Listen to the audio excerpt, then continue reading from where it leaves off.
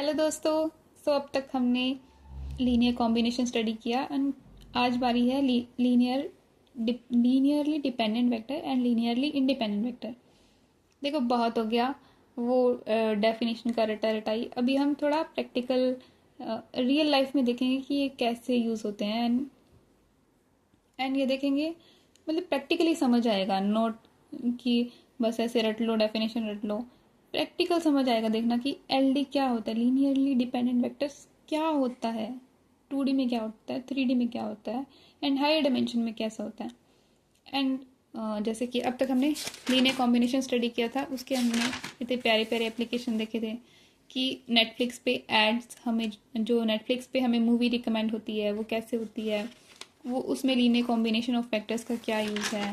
या फिर हम कोई स्मूदी रेडी करते हैं ब्लूबेरी एंड स्ट्रॉबेरी को ऐड करके या फिर कितने भी एलिमेंट्स ऐड करके, तो उसमें लीनियर कॉम्बिनेशन कैसे यूज़ होता है। एंड देन वी स्टडीड कि हमारे फ़ोन पे जो पिक्चर, जो फ़ोन स्क्रीन होती है उसमें कितने कलर्स शो हो रहे हैं, उसका भी एक वेक्टर होता है एंड वो वेक्टर लीनियर कॉम्बिनेशन से बनता है। ये सब चीज़ें हमने स्टडी की थी। आज हम पढ़ेंगे L D and L I vectors. So let's start. देखो, linearly dependent and linearly independent vectors मतलब कि एटलीस्ट दो वेक्टर तो होंगे जिनको हम, ये क्या है, एक रिलेशन है कि कोई वेक्टर्स हैं like v1 v2 and up to vn, कोई वेक्टर्स हैं, नंबर ऑफ वेक्टर्स हैं, वो आपस में कैसे उनका रिलेशन है, कि आपस में वो लीनियरली डिपेंड कर रहे हैं एक दूसरे पर या फिर वो उनकी अपनी अपनी अलग अलग पहचान है। तो उस वहाँ से एल आई और एल डी वेक्टर्स होते हैं। तो कहने का मतलब, अगर हमारे पास एक वेक्टर है तो एल आई एल डी का कुछ मतलब नहीं है। दूसरा वेक्टर, एटलीस्ट दो वेक्टर हमें चाहिए ताकि हम दो वेक्टर्स को कंपेयर करके बता सकते हैं कि उन दोनों के बीच में कैसा रिलेशन है। वो रिलेशन को हम बोल रहे हैं एल डी एंड एल आई, कि वो लीनियरली डिपेंडेंट है एक दूसरे पर या फिर लीनियरली इंडिपेंडेंट है एक दूसरे से। तो वैसे किसी भी दो वेक्टर्स को हम बता सकते हैं कि वो एल आई है या एल डी है। वैसे ही दो वेक्टर ही नहीं, हम तीन वेक्टर, चार वेक्टर एक साथ लें या फिर पांच वेक्टर्स एक साथ लें या फिर छह वेक्टर एक साथ लें, कितने भी वेक्टर एक साथ ले करके हम बता सकते हैं कि वो आपस में एल आई है कि एल डी है। पर सबसे सिंपलेस्ट है दो वेक्टर लेना। दो वेक्टर लेना, मान लो दो वेक्टर है हमारे पास। अब ये वेक्टर चाहे किसी भी डायमेंशन का है, क्योंकि डायमेंशन, वेक्टर की डायमेंशन मतलब कि ये वेक्टर v1 है हमारा और ये कितनी कितनी लीनियरली इंडिपेंडेंट डायरेक्शन में है, कि लाइक ये वेक्टर जो है हमने रिप्रेजेंट किया है v1 को, तो सपोज इट कि ये वेक्टर जो है वो डिफाइन हो रहा है एक्स एंड वाई एक्सिस से, कि लाइक v1 हमारा प्लेन के अंदर है। प्लेन के अंदर है मतलब कि कुछ एक्स एक्सिस पे होगा, कुछ वाई पे होगा। मान लो एक्स को वाई से रिप्रेजेंट कर देते हैं कि एक्स एक्सिस पे ये वेक्टर इतना है, वाई पे ये वेक्टर इतना है, तो वो रिप्रेजेंट करेगा वेक्टर कि एक्स में उसकी क्या डायरेक्शन है, वाई में उसकी क्या डायरेक्शन है। लाइक देखो, ये हमारा फ्रेम हो गया, एक्स वाई एक्सिस हो गई, ओ गॉड, एक्स वाई एक्सिस हो गई। अब इस एक्सिस के ऊपर एक वेक्टर है, ठीक है, मान लो ये वेक्टर है। तो ये वेक्टर जो है वो एक्स एक्सिस पे कितना है एंड वाई एक्सिस पे कितना है, तो उस कोऑर्डिनेट से हम इस वेक्टर को रिप्रेजेंट करेंगे, राइट। तो ये इसकी डायमेंशन हो गई कि ये इस प्लेन में रिप्रेजेंट, मतलब प्लेन की हेल्प ले रहे हैं हम इस वेक्टर को रिप्रेजेंट करने के लिए। एंड सपोज यही वेक्टर अगर बाहर की साइड भी होता, लाइक ये ऐसे ना हो करके ये ऐसे होता, समझ रहे हो, कि बाहर की तरफ होता। ये तो प्लेन में था, ये अगर हम इसको बोले कि ये ऐसे है बाहर की, एक तो हम बोल रहे कि ये ऐसे है, एक हम बोल रहे कि ये ऐसे है, तो फर्क हुआ ना। तो फिर अगर ये ऊपर की तरफ होगा ऐसे, तो फिर इसमें थ्री डायमेंशन ऐड हो जाएगी, फिर ये 3D में, फिर ये वेक्टर जो है वो 3D वेक्टर हो जाएगा, that is X Y Z. फिर हम इस वेक्टर को ऐसे रिप्रेजेंट करेंगे। तो वही मैं डायमेंशन लिख रही हूँ। कोई भी वेक्टर जब हम लिखते हैं तो उसकी डायमेंशन से वो वेक्टर डिफाइन होता है कि वो एक्स डायरेक्शन में कितना है, वाई डायरेक्शन में कितना है, जेड डायरेक्शन में कितना है। अब हर चीज़ को हम ग्राफिकली रिप्रेजेंट नहीं कर सकते ना, तो इसलिए सीधा हम फिर कोमाज लगा करके एंड विद इन ब्रैकेट हम यूज़ करेंगे, या फिर एक कॉलम में भी हम लिख सकते हैं जितनी डायमेंशन का वेक्टर है। लाइक इसी को हम ऐसे लिख सकते हैं। तो अब ये वेक्टर है। तो वेक्टर जो है हमारा 2 डायमेंशन के अंदर है, हम 2D में बात कर रहे हैं। तो ये V1 है, ये इससे रिप्रेजेंट कर रहा है x1 y1 मान लो। एंड दूसरा हमारा वेक्टर है V2 जो कि है x2 y2। दोनों वेक्टर्स हमारे 2D स्पेस के अंदर हैं। एंड अब ये 2 वेक्टर हैं। अब इस प्लेन के अंदर ये V1 वेक्टर कहीं भी हो सकता है एंड V2 वेक्टर कहीं भी हो सकता है। ठीक है, यहाँ ले लेते हैं। चलो, ये हमारा 2D प्लेन है क्योंकि हमने 2D वेक्टर लिए हैं, 2D स्पेस में से वेक्टर लिए हैं V1 एंड V2। ये हमारा स्पेस है, 2 डायमेंशन स्पेस। अब इसमें V1 वेक्टर कहीं होगा एंड V2 वेक्टर कहीं होगा। तो अब ये 2 वेक्टर हैं, वो आपस में कैसा रिलेशन शो कर सकते हैं? या तो वो लीनियरली डिपेंडेंट होंगे या फिर लीनियरली इंडिपेंडेंट होंगे। 2 ही ऑप्शन है कि या तो आपस में एक दूसरे पे डिपेंड करेंगे या फिर अपने अपने इंडिविजुअल उनकी अपनी पहचान होगी। तो मानो कि अगर हम V1 यहाँ लेते हैं, ये मान लो हम V1 लेते हैं, ठीक है। एंड अगर इसकी परपेंडिकुलर डायरेक्शन पे एग्जैक्टली परपेंडिकुलर अगर हम V2 लेते हैं, तो इट इज़ ऑब्वियस कि they are linearly independent vectors, क्योंकि हर डायरेक्शन मतलब जो परपेंडिकुलर डायरेक्शन होती है, क्योंकि परपेंडिकुलर वेक्टर की अपनी एक आइडेंटिटी है कि लाइक ये इधर जा रहा है तो इसको इसमें रिप्रेजेंट नहीं कर सकते ना कि इधर जा रहा है, तो फिर इसकी एक अपनी इंडिपेंडेंट डायरेक्शन है और परपेंडिकुलर जो इसके वेक्टर है उसकी अपनी इंडिपेंडेंट डायरेक्शन है कि ये इस वेक्टर पे डिपेंड नहीं कर रहा। तो परपेंडिकुलर है तब तो हमारा फिक्स है। देखो, पहला तरीका हो गया 2 वेक्टर्स को देखने के लिए कि वो लीनियरली डिपेंडेंट है कि लीनियरली इंडिपेंडेंट है। पहला वे हो गया कि वो परपेंडिकुलर है कि नहीं है। वो दोनों वेक्टर परपेंडिकुलर है कि नहीं एक दूसरे के। एक तो ये तरीका हो गया। अब दूसरा है कि मान लो ये V1 था एंड ये V2 है मान लो, तो अब ये क्या ये लीनियरली इंडिपेंडेंट है? हाँ है। तो कैसे पता चला लीनियरली इंडिपेंडेंट है? क्योंकि इसकी टर्म्स में हम इसको कभी नहीं लिख सकते। लीनियरली डिपेंडेंट तब होता है जब हम इसको इसके साथ कुछ करके, लाइक इसके साथ स्केलिंग करके। देखो, वेक्टर है तो वेक्टर में हमेशा एक ही तो मतलब यही तो ऑपरेशन होता है कि या तो उसको स्केल कर सकते हैं या इन दोनों वेक्टर्स को ऐड कर सकते हैं। लाइक मेनली अगर हमारे पास 2 वेक्टर है तो इसके साथ हम क्या कर सकते हैं, क्योंकि दूसरा वेक्टर तो ये खुद ही है, तो इसके साथ सिर्फ स्केलिंग कर सकते हैं हम, क्योंकि 2 ही ऑपरेशन होती है, या तो स्केलिंग होता है या एडिशन ऑफ वेक्टर्स होता है। तो इस वेक्टर की हम सिर्फ स्केलिंग कर सकते हैं क्योंकि कोई दूसरा तो वेक्टर ही नहीं है, ये तो खुद ही है, इसी को रिप्रेजेंट करना है इसकी फॉर्म में। तो इस वेक्टर के साथ हम क्या ऑपरेशन अप्लाई कर सकते हैं? स्केलिंग कर सकते हैं, स्केलर मल्टीप्लिकेशन कर सकते हैं।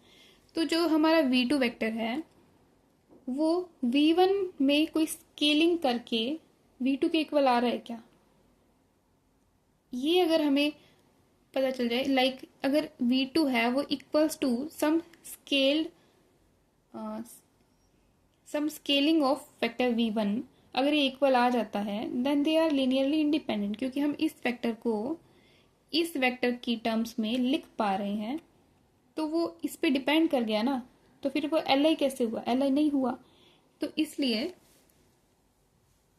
एक तो परपेंडिकुलर देख लिया, दूसरा देख लिया one can be represented as a scalar multiplication of another, कि V2 जो है उसको हम ए V1 की टर्म्स में रिप्रेजेंट कर दें, where A belongs to any real number, कोई भी रियल नंबर है तो इसकी टर्म्स में रिप्रेजेंट कर दें। दैट मीन्स ये क्या हो जाएगा, परपेंडिकुलर टू ईच अदर, ये तो क्या था, एल आई होगा ही होगा। अगर ऐसा रिप्रेजेंट कर दें देन वो एल डी हो जाएगा, एंड अगर ऐसा रिप्रेजेंट ना कर पाए देन वो एल आई हो जाएगा। तो अब इसको हम इसकी टर्म्स में नहीं रिप्रेजेंट कर सकते, बट ग्राफिकली देखें तो इसको हम स्केल करें तो हमें क्या क्या मिल सकता है। तो ध्यान से देखो, इसको अगर स्केल करोगे ना तो सिर्फ यही लाइन मिल सकती है, करेक्ट, सिर्फ यही लाइन मिल सकती है कि लाइक इसको 2 टाइम कर दोगे, 3 टाइम कर दोगे, ये ऐसा ही रहेगा।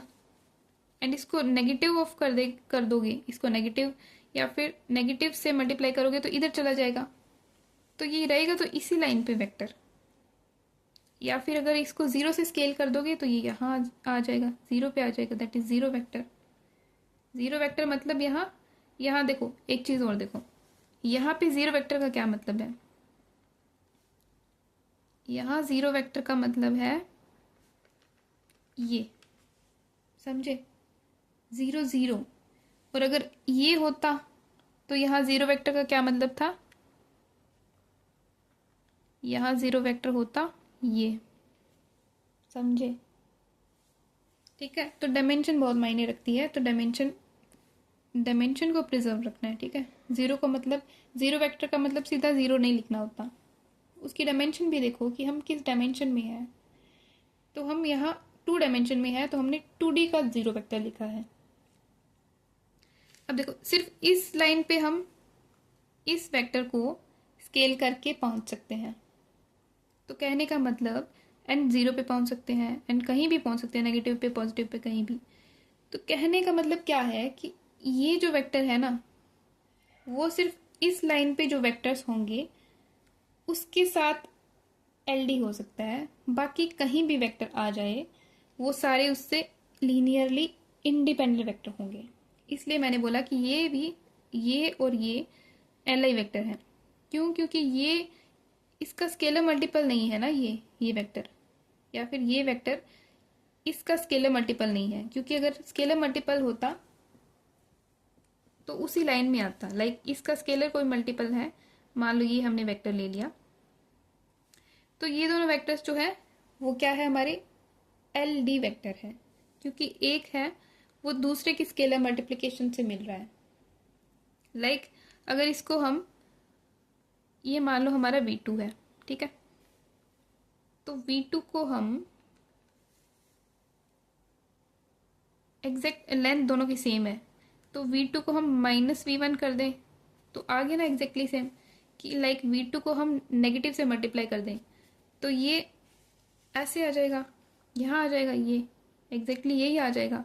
इसको हम इसमें इसकी टर्म्स में लिख पा रहे हैं, तो मतलब ये लीनियरली डिपेंडेंट वेक्टर है कि एक को हमने दूसरे के टर्म्स में लिख दिया बाय यूजिंग अ स्केलर। तो ग्राफिकली तो ये मतलब हो गया कि उसी लाइन के अंदर कहीं वेक्टर है। जस्ट लाइक देखो, ये तो हमने सिंपल वेक्टर ले लिया, अब एग्जाम्पल लेके देखो। एग्जाम्पल मान लो कि V1 हमारा है 1,2, तो V2 हमारा है 2,4, तो 1 2 कहाँ आएगा। तो अगर सीधा थ्योरेटिकली देखो तो V2 is equals to 2 times V1, correct, कि 2 4 जो है वो हम 2 टाइम्स, अगर V1 को हम अगर 2 टाइम्स कर देते हैं तो हमें V2 मिल जाता है, हमें अगर हम 2 टाइम्स V1 कर देते हैं तो सही है। तो ये स्केलर मल्टीप्लिकेशन में हम रिप्रेजेंट कर पा रहे हैं, तो मतलब कि ये एल डी वेक्टर्स हैं, V1 and V2 L D vectors हैं। बट ग्राफिकली भी यही, फिर ग्राफिकली देखोगे ना तो वो उसी लाइन में आएगा। कैसे, कि लाइक 1 2 वेक्टर यहाँ है, जैसे मान लो यहाँ कर देते हैं, 1 2 मतलब 1 on x axis, 2 on y axis, तो यहाँ वेक्टर होगा। कहने का मतलब ये हमारा वेक्टर है v1। ठीक है, ये हमारा वेक्टर क्या है, v1। तो अब 2 4 कहाँ आएगा, 2 1 2, 2 इधर एंड 4 यूनिट उधर, तो ये यहाँ कहीं आ जाएगा। तो वो इसी लाइन पे आ रहा है ना, देखो ये इसी लाइन पे आ रहा है। वैसे ही अगर अगर v2 हमारा -2 4 होता तो वो -2 and 4, तो वो ऐसे वेक्टर बनता, तो वो इसी लाइन पे आ रहा है, तो उसी लाइन पे आएगा अगर वेक्टर लीनियरली डिपेंडेंट है तो। मैं ये समझाने की कोशिश कर रही हूँ ग्राफिकली अगर देखें तो। और वैसे थियोरेटिकली देखें तो उसका स्केलर मल्टीपल ही होगा हमेशा। अब बात आती है, ये तो हमने बात की 2 वेक्टर्स की, ठीक है। अब बात आती है 3 वेक्टर्स की, या फिर 3 से ज़्यादा, 3 से ज़्यादा वेक्टर्स। एंड यस, एक चीज़ रह गई। तो कहने का मतलब 2 वेक्टर्स, तो अब अगर मैं पूछूं कि 2 वेक्टर्स एलडी कब होंगे, तो आपका आंसर होना चाहिए कि वो जब वो एक ही लाइन के अंदर हो। कि लाइक प्रैक्टिकली समझने के लिए बोल रही हूँ कि एक ही लाइन के अंदर होंगे तो वो एलडी वेक्टर होंगे। तो इसमें एक चीज़ ध्यान देना कि जीरो वेक्टर भी इसी में आता है। तो कहने का मतलब जीरो वेक्टर जो है वो तो हमेशा ही क्या होगा, एलडी वेक्टर में आएगा। तो इसलिए एक वेक्टर v1 है, दूसरा वेक्टर v2 अगर जीरो वेक्टर है तो they are always linearly dependent vectors, क्योंकि वो इसी लाइन में आ रहा है ना। जीरो वेक्टर तो हमेशा उसी लाइन पे आएगा, क्योंकि वेक्टर जीरो से स्टार्ट होता है एंड वेक्टर कोई कहीं भी है मान लो, तो जीरो वेक्टर तो उसी की लाइन में आएगा ना। तो इसलिए जीरो वेक्टर हम किसी के साथ भी लें वो हमेशा हमेशा लीनियरली डिपेंडेंट ही होगा उनका रिलेशन। एक और चीज़ रह गई इसी में। अब एक चीज़ नोटिस करो कि ये हमने वेक्टर स्पेस कौन से डायमेंशन का लिया है, 2 डायमेंशन का। 2D वेक्टर स्पेस है ये। 2D मतलब कि इसके अंदर लीनियरली इंडिपेंडेंट डायरेक्शन जो है वो 2 ही हैं, इसीलिए तो वो 2D वेक्टर स्पेस है। तो जितने डायमेंशन का वेक्टर स्पेस है उतने ही वेक्टर्स उसमें एल आई वेक्टर्स होंगे।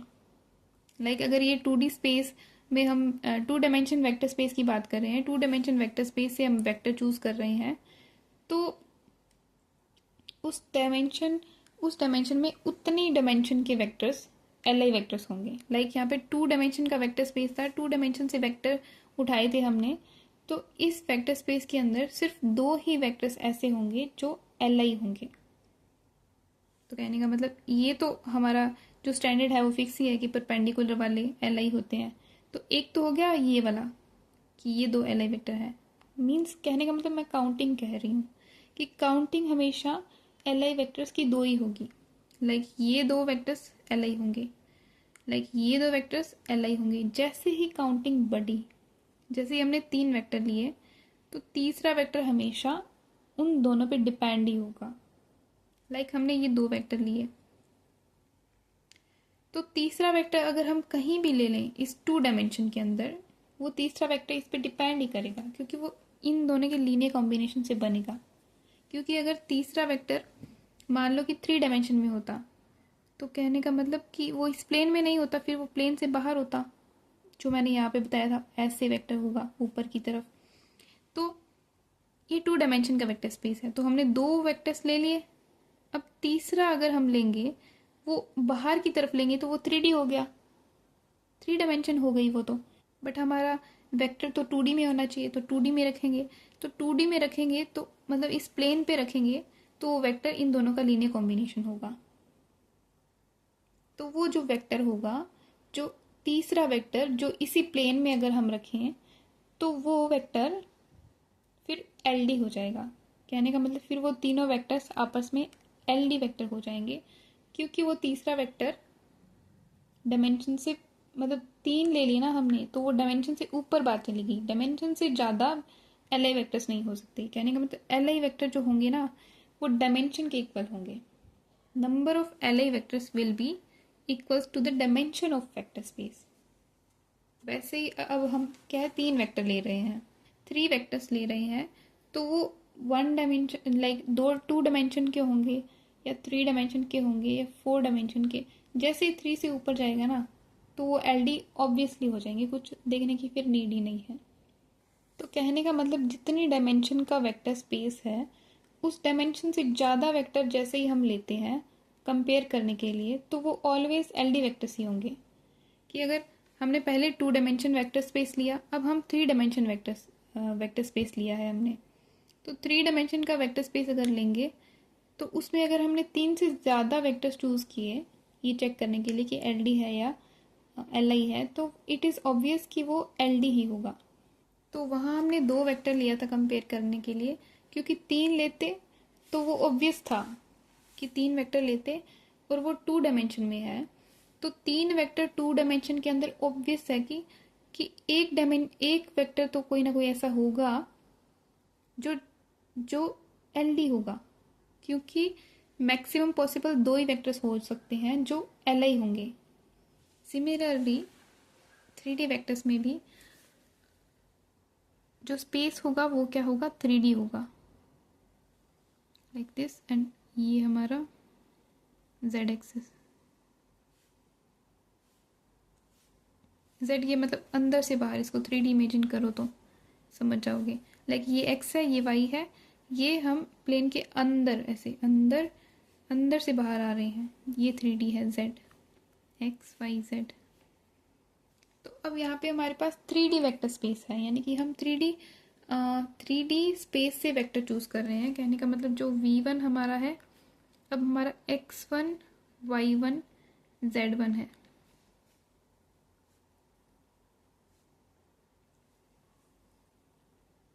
तो अब 3D वेक्टर से चूज कर रहे हैं, तो ऑब्वियस है कि जैसे ही हम 4 वेक्टर लेंगे तो वो LI हो ही नहीं सकते, क्योंकि इस 3D स्पेस के अंदर 3 ही वेक्टर ऐसे हैं जो LI होंगे। बाकी हम कोई भी वेक्टर ले लें, वो चौथा वेक्टर जो होगा वो हमेशा उन्हीं 3 पे डिपेंड करेगा, क्योंकि टोटल पॉसिबली LI वेक्टर्स तीन ही पॉसिबल है।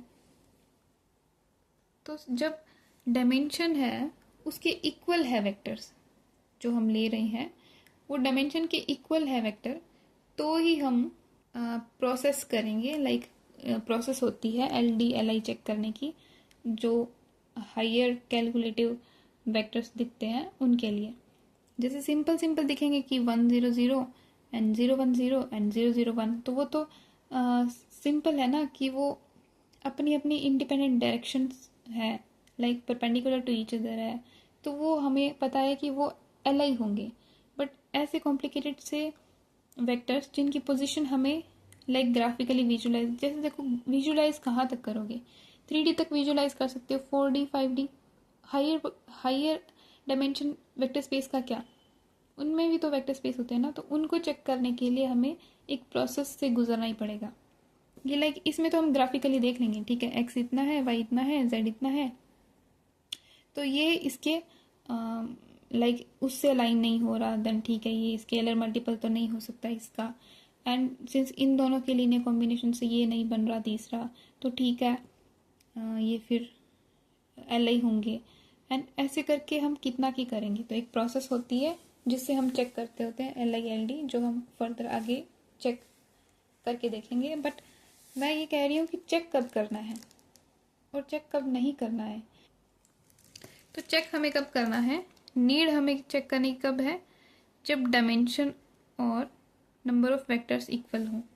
लाइक यहाँ पे dimension of vector space 3D है, 3D से हम वेक्टर चूज कर रहे हैं, और जो हमारे पास वेक्टर्स हैं वो भी हमारे पास 3 है, 3 वेक्टर्स हैं, तो हमें 3 वेक्टर को चेक करना है कि वो LD है या LI है, तो हमें वो प्रोसेस देखना पड़ेगा। उस प्रोसेस से हमें चेक करना पड़ेगा कि वेक्टर्स है वो LI है कि LD है। सिमिलरली 4 वेक्टर्स के लिए भी हो जाएगा। तो 4 डायमेंशन के वेक्टर स्पेस से हमने वेक्टर्स चूज किए हैं, एंड 4 से ज़्यादा वेक्टर्स चूज किए हैं, तो 4 से ज़्यादा वेक्टर्स ऑब्वियसली LD ही आएंगे। बट अगर 4 डायमेंशन से वेक्टर चूज़ किए हैं वो 4 ही वेक्टर हैं, तो हमें चेक करना पड़ेगा कि 4 ही वेक्टर है, 4 डायमेंशन में है, तो वो सारे, हो सकता है कि वो सारे वेक्टर एल आई वेक्टर्स ही हों, या फिर हो सकता है उनमें से एक आधा कोई एल डी वाला वेक्टर हो।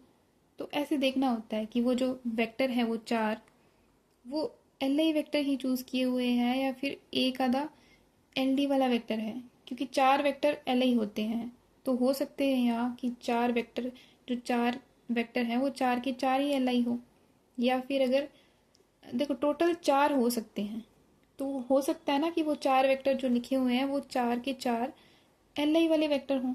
4 से, क्योंकि 4 से ज़्यादा तो कोई ऑप्शन ही पॉसिबल ही नहीं है, तो पॉसिबिलिटी से ही चूज़ करते होते हैं ना। अब मान लो, अब ये तो हो गया हाइयर नंबर ऑफ फैक्टर्स के लिए कि ज़्यादा हो तो, बट कम हो तो भी हमें चेक करना पड़ेगा। लाइक 4 डायमेंशन में वेक्टर हैं और 3 ही वेक्टर हैं, तो क्या पता वो भी तो 3 वेक्टर हैं, 4 वेक्टर हमारे पास एल आई हो सकते हैं, तो वो 3 वेक्टर जो दिए हुए हैं वो भी तो एल आई हो ही सकते हैं ना, क्योंकि हमारे पास तो पॉसिबिलिटी है कि 4 हो सकते हैं, तो 3 भी हो ही सकते हैं। बट अगर 4 हो सकते हैं और 5 दिए हुए हैं, तो इट इज़ ऑब्वियस कि वो सारे के सारे एल आई तो हो ही नहीं सकते, क्योंकि पॉसिबल ही 4 है वेक्टर, पॉसिबल ही उतने वेक्टर नहीं है एल आई होना। तो ऐसा है कि अगर वेक्टर्स ज़्यादा है तो आप जज कर सकते हो डायरेक्टली, बट अगर वेक्टर्स कम है तो आप जज नहीं कर सकते, क्योंकि थ्री डायमेंशन से ये सिर्फ 2 ही वेक्टर हैं। तो 2 वेक्टर तो वैसे सीधा स्केलर मल्टीप्लिकेशन से देख लेंगे कि ये इसका स्केलर मल्टीपल है कि नहीं, या फिर ये इसका स्केलर मल्टीपल है कि नहीं, ऐसे भी चेक कर सकते हैं, क्योंकि ये सिर्फ 2 वेक्टर के लिए है। बाकी वेक्टर में हमें लीनियर कॉम्बिनेशन देखना होता है कि 2 का लीनियर कॉम्बिनेशन है वो तीसरे के इक्वल आ रहा है, तो फिर वो एल डी होते हैं। तो उसमें थोड़ा सा प्रोसेस कॉम्प्लिकेट हो जाता है, इसलिए हम इजी मेथड से करते हैं इंस्टेड ऑफ बार बार ये देखना कि उन दोनों के लीनियर कॉम्बिनेशन से वो तीसरा फॉर्म हो रहा है क्या। It is very complicated process for higher number of factors, for higher dimension of factor, तो इसलिए वो एक प्रोसेस बनी है। सो डायरेक्ट जज तब करना है जब नंबर ऑफ फैक्टर्स उसकी डायमेंशन से ज़्यादा हो। कम के लिए हमें उसी प्रोसेस से देखना पड़ेगा, डायरेक्ट जजमेंट नहीं कर सकते। अब देखो लीनियर कॉम्बिनेशन से कैसे हमें पता चलता है कि थर्ड वेक्टर है वो एल डी है। अब देखो लीनियर कॉम्बिनेशन से क्या होता है ना, कि मान लो आपके पास एक ये वेक्टर है, ठीक है, और एक एक कोई ये वेक्टर, चलो ये मान लो ये 2 वेक्टर हैं, तो ये दो तो सीधा दिख रहे हैं कि एल आई वेक्टर्स हैं। अब जो तीसरा वेक्टर है वो अगर इन दोनों का लीनियर कॉम्बिनेशन से बना होगा, तो लीनियर कॉम्बिनेशन से क्या क्या बन सकता है, लाइक इसका कितना भी रेशो लो, इसका कितना भी रेशो लो, यहीं पे आएगा यहीं पे आएगा, या फिर इसको स्केल नेगेटिव स्केल करके देखो तो इधर आ जाएगा, इसको नेगेटिव स्केल करके देखो तो इधर आ जाएगा, एंड दोनों को नेगेटिव स्केल करो तो फिर वेक्टर इधर आ जाएगा, है ना, करेक्ट, सही कह रही हूँ। इसी प्लेन में रहेगा वो लीनियर कॉम्बिनेशन से जो वेक्टर बनेगा वो इसी प्लेन में रहेगा, और इसी प्लेन में रहेगा तो वो फिर इन दोनों पे डिपेंड कर रहा है, तो वो एल डी हो जाएगा। मतलब ये तीनों वेक्टर्स आपस में एल डी है, क्योंकि इन दोनों वेक्टर्स से मिलकर वो वेक्टर बन रहा है, उसकी पहचान अलग नहीं है। जैसे मैंने कलर्स वाले में बताया था ना, इससे पिछले लेक्चर में मैंने बताया था कि ये रेड कलर है, ये ब्लू कलर है, तो इसके कॉम्बिनेशन से वो एक बन रहा है कलर, उसकी तीसरे कलर की।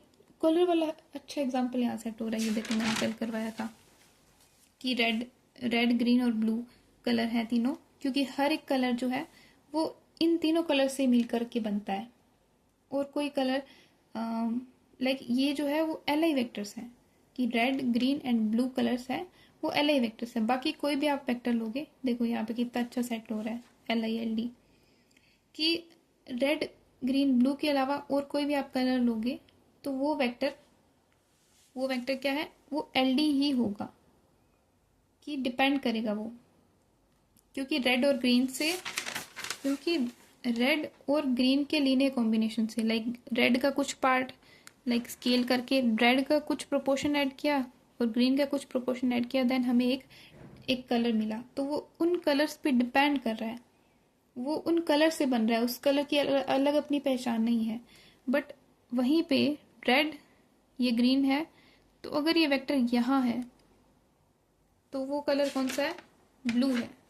तो ब्लू की अपनी अपनी पहचान है, वो रेड और ग्रीन से नहीं बन रहा है, रेड और ग्रीन से नहीं बन रहा है, उसकी अपनी पहचान है। तो ये तीनों वेक्टर्स एल आई वेक्टर्स हो गए। बट यही अगर दो के कॉम्बिनेशन से तीसरा कलर बनता तो फिर वो एल डी होते। तो मैं समझाने की क्या कोशिश कर रही थी कि अगर लीनियर कॉम्बिनेशन, लीनियर इन दोनों का लीनियर कॉम्बिनेशन मिल रहा है ना, तो वो उसी प्लेन में मिलेगा, तो उसी प्लेन में मिलेगा, तो मतलब वो एल डी वेक्टर है, क्योंकि वो उसी के लीनियर कॉम्बिनेशन से मिल रहा है। मतलब ग्राफिकली समझाने की कोशिश की है कि अगर ये और ये वेक्टर हमारे हैं, एल आई हैं, तो वो तीसरा वेक्टर अगर इस प्लेन में कहीं भी है तो वो एल डी होगा। बट इस प्लेन से बाहर है, मतलब इस प्लेन के इन दो प्लेन, इस प्लेन के अलावा, कहने का मतलब इस कोऑर्डिनेट और इस कोऑर्डिनेट के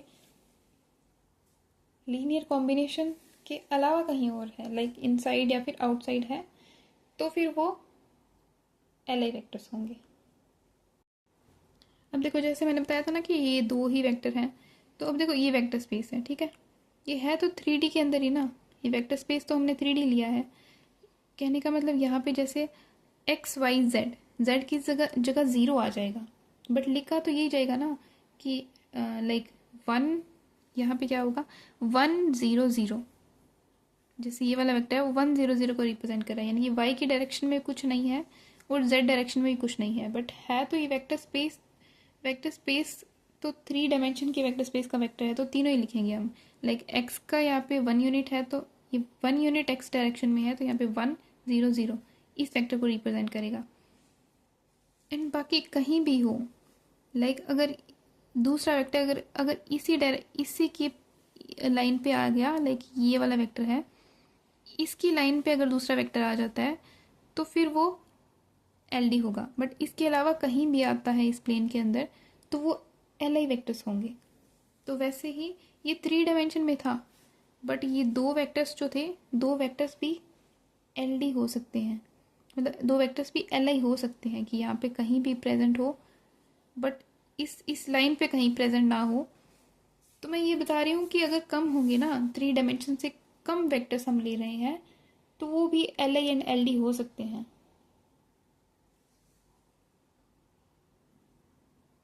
कहने का मतलब एल आई हो सकते हैं। वो हायर के लिए था कि डायमेंशन से ज़्यादा अगर वेक्टर्स हैं तो हम बोलेंगे कि एल डी होंगे, बट कम है तो हमें चेक करना पड़ेगा। जैसे कम, कम का मतलब जैसे एक ये भी वेक्टर है, तो ये दो वेक्टर हैं, एक ये वेक्टर है हमारा, एक ये वेक्टर है, तो इस डायमेंशन डायमेंशन 3 है, पर वेक्टर हमारे पास दो ही है, और दो वेक्टर क्या है, एल डी वेक्टर है। बट सिमिलरली ये दो वेक्टर हैं, डायमेंशन इन दोनों वेक्टर्स की भी 3 ही है, बट ये दो वेक्टर्स हैं जो एल आई वेक्टर्स हैं। तो कहने का मतलब दोनों केस पॉसिबल है, मैं ये बताने की कोशिश कर रही हूँ।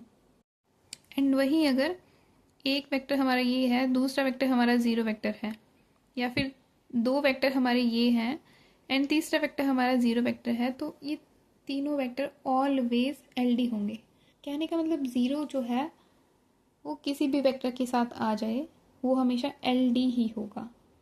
इसीलिए तो होता है ना मैट्रिक्स के अंदर कि मैट्रिक्स जब हम फॉर्म करते हैं तो उसमें जब एक रो या फिर कॉलम अगर 0 0 0 है तो हम उसको डायरेक्टली बोल देते हैं कि उसका डिटर्मिनेंट 0 होगा, या फिर ऐसे बोल देते हैं उसकी रैंक फुल रैंक नहीं होगी। क्यों बोलते हैं, क्योंकि वो वेक्टर ज़ीरो वेक्टर है और वो वेक्टर एल डी है, क्योंकि ज़ीरो वेक्टर हमेशा लीनियरली डिपेंडेंट होता है। हेलो दोस्तों, तो हमने एल डी और एल आई वेक्टर्स पढ़े थे लास्ट वीडियो लेक्चर में, जहाँ हमने ये समझा था कि ग्राफिकली एल आई वेक्टर्स का क्या मतलब है और ग्राफिकली एल डी वेक्टर्स का क्या मतलब है for 2 vectors and for 3 and more vectors. देखो दो कैटेगरी में डिवाइड किया था मैंने उसको, कि दो वेक्टर्स को अगर हमें देखना है तो हम कैसे देखेंगे, एंड 3 वेक्टर को या फिर 3 से ज़्यादा वेक्टर्स को तो वो तो सेम ही प्रोसेस हो जाएगा, बट 2 के लिए अलग होता है एंड 3 के लिए अलग होता है। लाइक 3 के लिए लीनियर कॉम्बिनेशन देखते हैं, एंड 2 के लिए स्केलर मल्टीप्लिकेशन देखना ही काफ़ी होता है, एंड 3 और 3 से ज़्यादा के लिए लीनियर कॉम्बिनेशन की रिक्वायरमेंट पड़ती है। तो अभी हम समझेंगे कि जैसे ये तो हो गया ग्राफिकल वे हो गया, बट मैथमेटिकली लाइक कोई एग्ज़ाम हो गया जैसे आईआईटी जैम हो गया, इनमें हमें मल्टीपल चॉइस क्वेश्चन सॉल्व करने पड़ते हैं। तो उन क्वेश्चन को कैसे सॉल्व करते हैं, उनके लिए वो मेथड कैसे आए कि like linear combination is equals to zero लेकर के हम वो चेक करते हैं कि उसके कोएफिशिएंट्स भी, अगर वो लीनियर कॉम्बिनेशन अगर ज़ीरो आ रहा है एंड उसके कोएफिशिएंट अगर ज़ीरो है, then only they are L I. तो वो सब कैसे होता है वो हम देखेंगे।